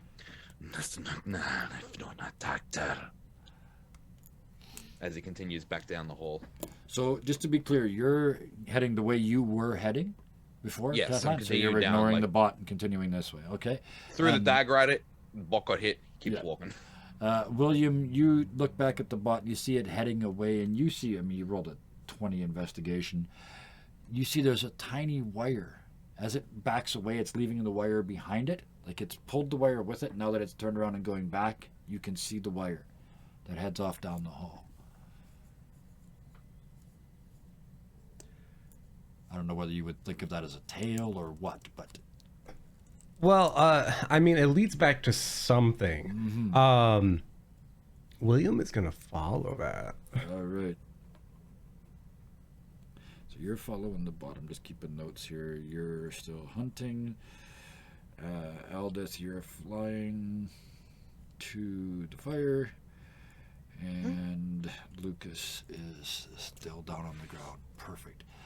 So, William, you start following this wire. Tathlan, you're moving and moving forward. It feels like what you're hunting is it's not. You haven't heard an oh no in ages, and maybe you're wandering. You've lost the target. Tathlan will be using like his handle on the light and like using the warmth that he can feel Yes. and the thrum and using that to try and guide himself. It won't lead him really specifically anywhere. That's why he's lost. But that's how he's kind of like just The vibration is, it's like you can't quite read it. It's like you're not quite good enough. It's like you're not quite pure enough to follow this trail. no, that's impossible. The ship's not pure enough. I'm going to say it until Tathlan starts to believe it. Every episode, there's this moment. South note? Nope. South note now? Nope. As he was like, what he actually said in Abyssal, for a bit of translation, would have been something along the lines of, "This thing has consumed too many abominable parasites," in reference to this thing that is clearly a mix of man and machine. Yes. It's like, that is not pure. This thing is losing its purity in Tathlan's mind. Mm-hmm. And the fact that it's been trying to emulate him, Tathlan believes this thing wants to be like Tathlan. Yes. Because Well, you who know, wouldn't? Tathlan's got a huge ego. Yes. And it's just not listening to. It's not listening to him, so he's losing faith in this thing. Yes. He It still wants must be to consume the terrible to brain, be though. Tathlan. Like, nobody gets it. All the world, nobody gets it. It's so simple. With that, Aldous, you can see Law. Law, you can see the cube. Tathlan, you can see nothing at all. William, you can see the wire. You've passed the bot itself, and you're now just following this wire back. And it goes around corners and down halls and out of stairs, downstairs weirdly, and you see this thing just if you turn around and watch. It doesn't seem to be able to sense you anymore. Something seriously broke when it got stabbed. But you follow the wire, and finally it leads to a door, one of these sideways doors, and the wire goes under it.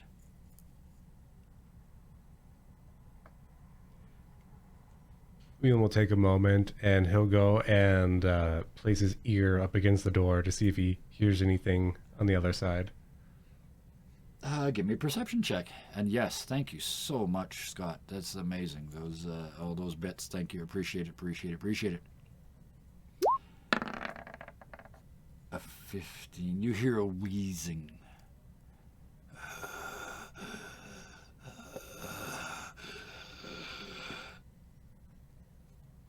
William will go and reach out. Is there a handle to enter this, Yeah, or is it like it's got the wheel on it like an airlock door, but they're only quarter turns. These ones inside. William will go and grab it and turn it like nice and slowly. There's no change in the breathing inside. He'll go and like either push or pull the door open, whatever. Yeah, pull. I think makes more sense. You would overpressure the hallway to keep the bad. Yeah, I think. Anyway, so yeah, you pull, you pull and you peer in the gap where it goes across the floor, up behind a little table, and into the back of a little black box about this big. Coming out of that box is another cable that goes up and goes right into the back of the palest human skull you've ever seen.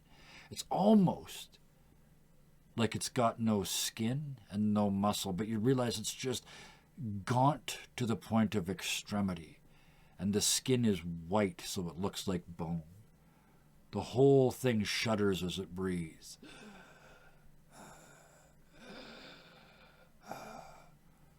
You can see there's a small screen on the front of the black box. It's basically a reflective surface right now. And you can see reflected in that surface, this thing's wearing a shirt with words on the front and a picture. Takes you a second to focus. The picture is an archaic clown. It's got the multi-pointed hat, the big painted face, big happy smile, and fangs. And around it in weird text it says, "Oh no."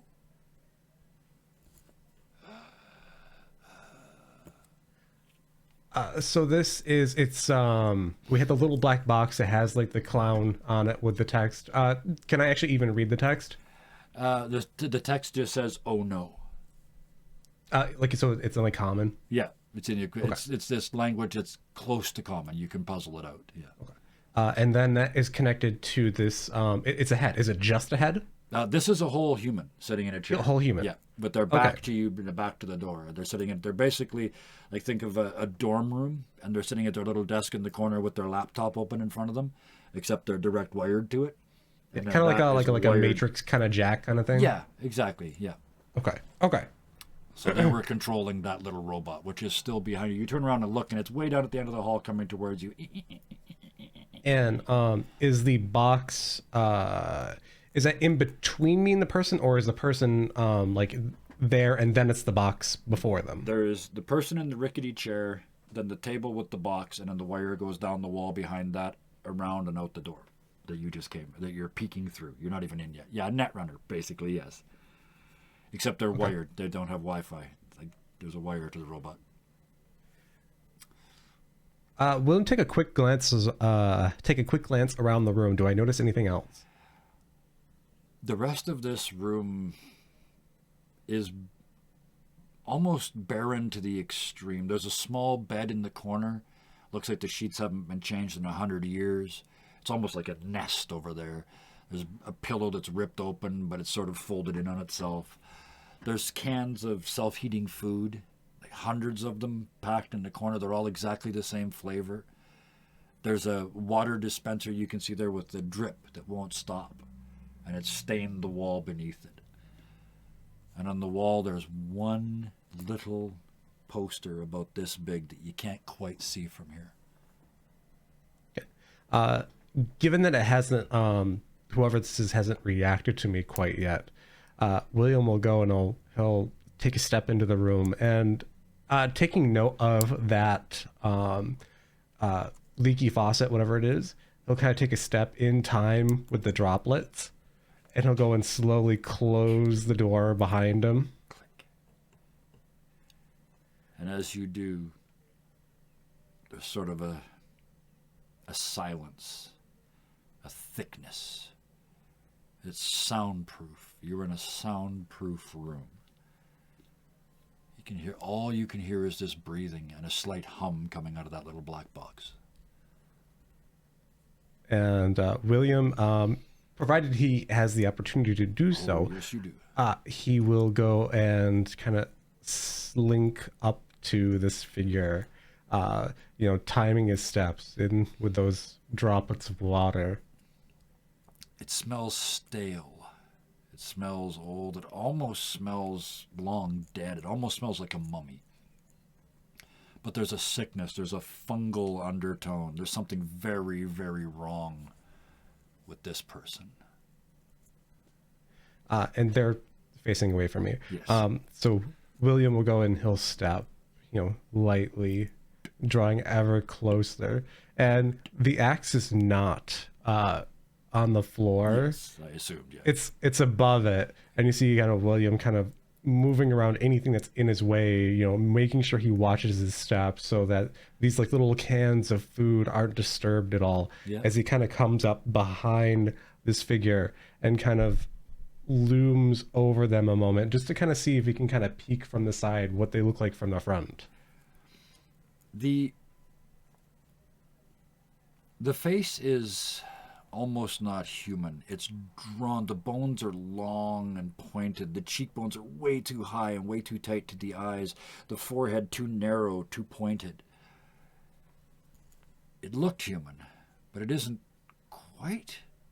Maybe it was, but something has happened. Something has changed. You see scar lines, surgery lines all around the base of the neck and the head. And then taking a look down the front of this figure, is there anything like in their hands? Is there like anything around them in the front that catches William's interest? The hands are sort of resting in their lap. They're not up on the table, and you can see the nails have grown. They're like this long, right? They're just, and the hands, they look like they've atrophied, like they haven't done much, except maybe just feed themselves. It's not QAnon. They'd be typing. I know. They'd be looked up in typing chat and furious saw it. nonsense into their computer if this was QAnon. This one's just sitting here quietly. But you can see this figure, this form, and you see the picture, that poster on the wall as you look to the side. It's for something called a circus. And in the middle of the image, you see animals around the outside. Some you're familiar with, some you aren't. And in the middle, there are two tiny figures, children. One of them with their hand out and an elephant floating in the air in front of them. The other one with their other hand out and the ringmaster standing in that palm, this big, gesticulating on the poster. The children are infinitely thin, infinitely long-faced. It's the Imagineer and this one. William will go and he'll take that notice and he'll kind of turn his head to this figure, and he'll kind of put his like almost ear to ear to this creature as he kind of looms over to the side. And what are you? As you start to speak, they flinch away out of the chair, across to the corner of the room. They're hiding under their table with this cord still plugged in the back of their neck, but pulled tension tight to this little box on the table. Oh no, oh no, oh no, oh no. And they start sort of pawing in your direction, totally ineffectually, but they're just trying to make you go away. You see William, is he still kind of taunt? Is he still kind of like in the chair? No, he's gone. He's gone under the chair, like off the chair and under the table. He's hiding right in front of you, but he's hiding. William will take a hand and just kind of like lift up the table and scoot it over them, and he'll kind of get down by the knee. Who are you? I'm not supposed to be here. Oh no. What is your purpose? I can make stuff fly. Like this structure? Oh, I can do that too. I can make lots of stuff. No, like this. Give me a what would it be? Give me a Constitution save? Yeah. Seems like a weird thing, but I'm not quite sure how you resist teleport. Or not teleport, but levitate. Dexterity or strength? Give me a dexterity. Give me a dexterity, sure. This is from a complete plebeian perspective, but a strength check to dig your axe into the ground. And I hold was on saying like when he said that. dexterity, I was thinking to sort of walk up the wall because he can. Sort of as it tries to lift him, he's trying to sort of. At that point, it would probably be Also- either acrobatics or athletics. Yeah, check. okay. I so mean, give not it- to be a rules lawyer, but it is actually Please. a Constitution saving throw. Is it? Oh, Okay, okay. cool. I guessed We'll do right. it. Wow. I look brilliant. By accident, 29. You feel yourself, it tries to lift you, and you're just by a sheer act of physical concentration, just like, I am heavy. I will not be moved. You kind of clench your toes into the deck and stay, but everything you're wearing tries to lift up off of you. Your clothes, your axe is suddenly weightless in your hand, trying to lift away from you. And he William will go stops in everything and drops. Yeah. And he looks at his hand. reach down and grab this figure, and he'll go and lift him up. The thing that's jacked into was the robot, correct? Yes. As you say that, it comes rolling around the corner into the room.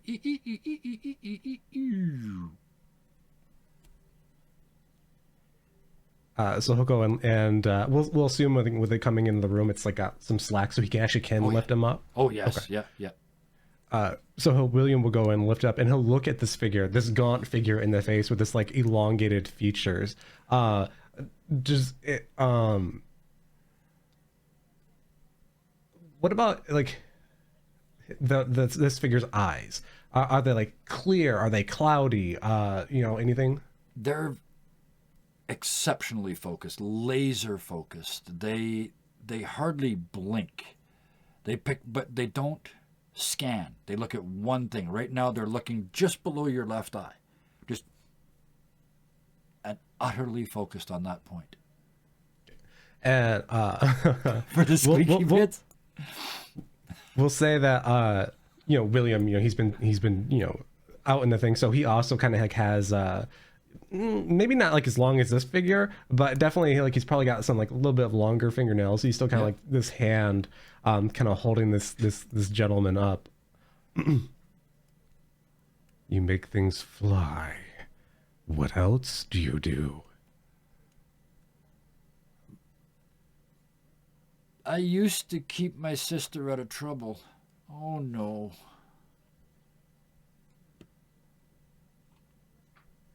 Was she like you? You killed her. Oh. Oh no, indeed, then.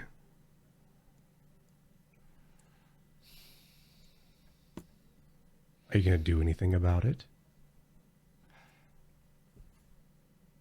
She was the doer. I was just the watcher. And what do you watch?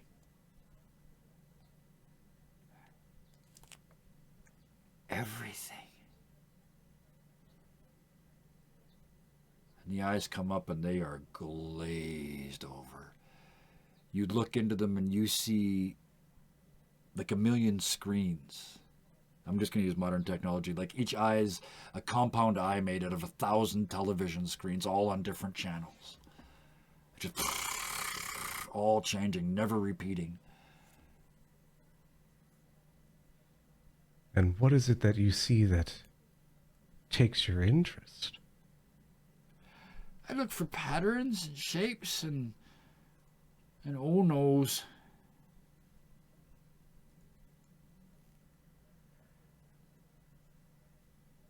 Do you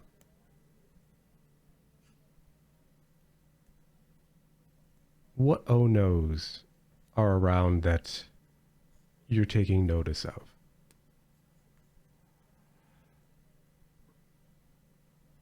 That's what makes it so hard.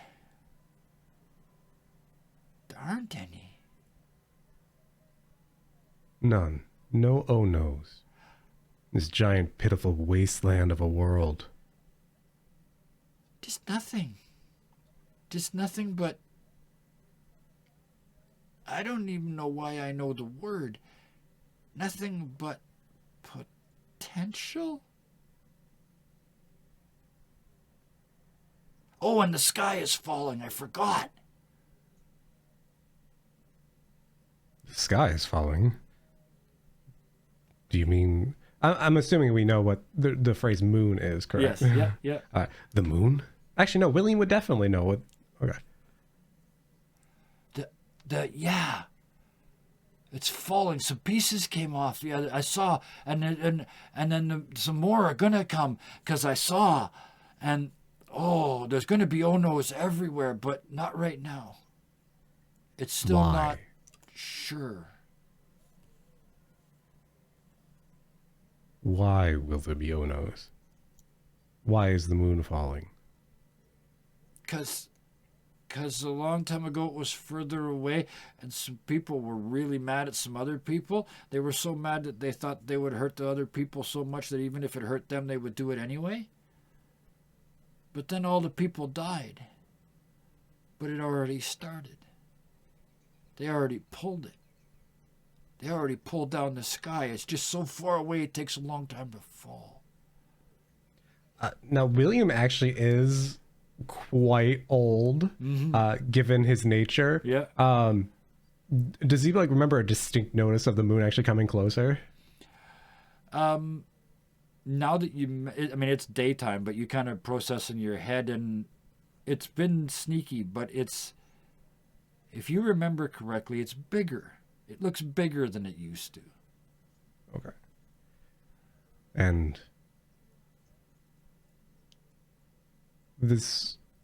it'll go and crash into the ground?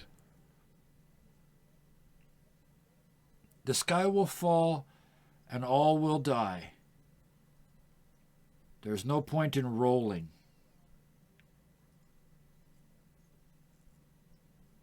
Looks very confused. Is there a way to stop that? Yes, that's why it's not an oh no yet. It's only an oh maybe no. And what can be done to stop it? You'd have to go there, wouldn't you? And how exactly does one get to the moon? This vessel? Well, this one's not enough. You have to have... Oh, I don't know how many you need. You don't need all. But you need... some? More than we have. When enough of them went, oh, they have to be the right ones, too. Remembering is hard when you have... And he just sort of points at his eyes, and you can see the distraction of thousands of things going on, and he's trying to remember through all of that. When you get the right ones in the right order, you can go higher. Go all the way to the sky. You want to go all the way to the sky, mister?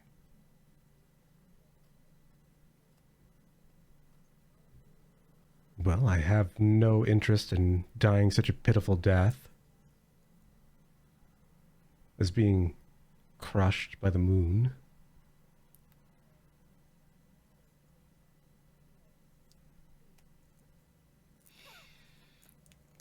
There was exactly a 50-50 chance of who met this. And yes, Tatlan would have killed them by now for sure. I have things I have to do. Creatures I have to punish. People I have to avenge. Okay, well, I'll just be hiding, Kay? Is it okay if I hide? 1, 2, 3, can't see me. William will give him a little shake. I definitely can see you.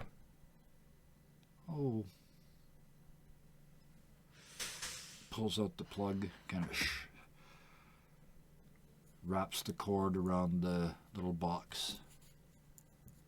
Grabs the other cord that goes to the robot, wraps it around the robot. Looks at you. Can I go hide? I'll be your secret, right?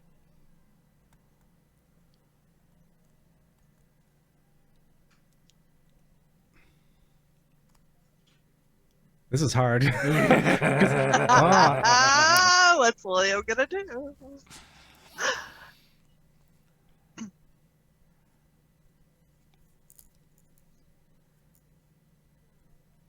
So you know that the world, this moon, is falling. And what do you intend to do about it? You, yourself. I can lift stuff.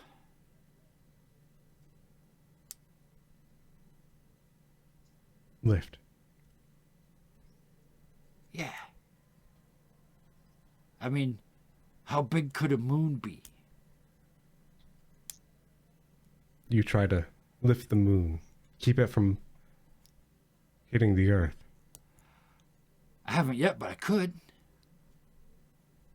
And if it would kill you? I kind of thought I'd be dead already. I felt my sister... I don't want to talk about it.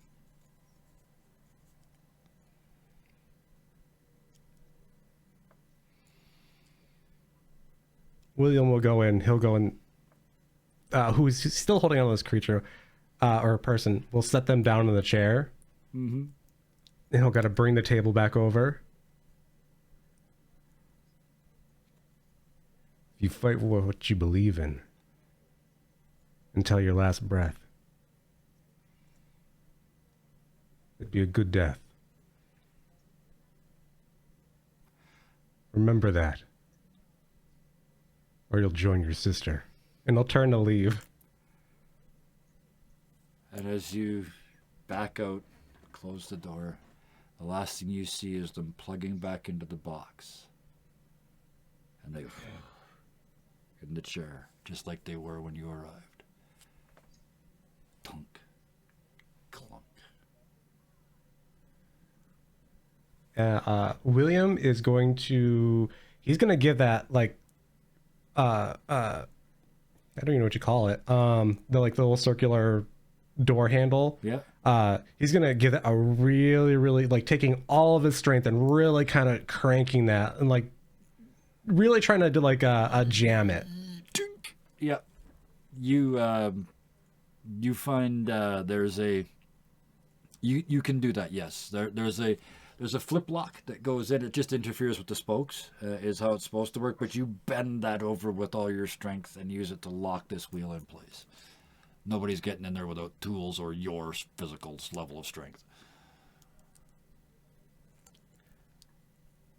And with your secret, your new secret, you turn and look back down the ship. Has anything changed? We will find out next week. As we drop the curtain on this evening. Whoo-wee. I got a toe hold. I got a toe hold on one of you. I had a plan that would hopefully have let me get back into the ship. You guys are all going to be back into the ship very shortly, but Fine. I'm headed for you. I'm headed for you. You guys are all about to but thank you all, first of all, to the players here for waiting. I know I love to split the party, and I love to have these moments, these one-on-ones, and we got to do almost everybody tonight, and I appreciate the other people just sitting there and listening. Sometimes it's not easy. It's a lot of waiting. Some of you got 20 minutes tonight. I am aware of that. But thank you so much for your patience and for letting this happen, because we do some stuff different here, and this is one of the things we do different, is these long one-on-one scenes. I love doing them. I think they have a really good effect. I hope they're fun to watch and interesting to watch, but it does require patience from the rest of you. So thank you. We're so caught up in it, we don't even hardly notice. It's like, okay, I don't have to talk. It means I can take notes. Yes. So with that, let's make the thank yous official. Thank you so much to the Scarred Adventurer for taking time out of your massively, overwhelmingly time-consuming project to come and play with us. I appreciate it, and we'll see you again on Sunday. I appreciate you coming with us on this. Also, Vil, thank you so much. I've been waiting. I've just been putting hooks in everywhere, and finally I found a spot. I think I figured out how to make William care, and we can keep it a secret or not. That's entirely up to you and William. But thank you so much. I mean, talk about busy worlds. You work more hours in a week than I used to work in a month. So you blow my mind, and thank you for that. And we will see you next week. 2 weeks. 2 weeks, yes, 2 weeks. That's right. Next week, yeah. Thank you. We got to talk about Goose and the others that are happening next week. But we got to finish this one first. Thank you, Karis. Oh, Aldith. Talking about people that had patience tonight, we didn't get a whole lot of scenes with Aldith in them, and you had to watch your horse, who is now apparently involved in a semi-romantic relationship with an androsphinx. I don't think it's even semi-romantic at this point. It's just weirdly flirtatious. Flirtatious, platonic. We'll figure it out. They'll never do anything because they can't, because they're, I don't know. They may never do anything. It's just, Don't think about it finds a too way. hard. Some things don't need character art. Yeah, no. I think we classify that as smut at that point. There's a couple moments that were okay. The Titanic bow moment and Okay, I the, gotta and get the content warning Aladdin, again. Aladdin on the blanket thing. Yeah, those could have been good. Oh, GG. Thank you for the GGs. But thank you so much, Karis, for bringing Aldith to the game tonight. I appreciate it every single week. This is mine now. The ship. My you know ship. how to fly the ship now. Yes, you do. It's mine, and it listens to me, Yes. Tasland.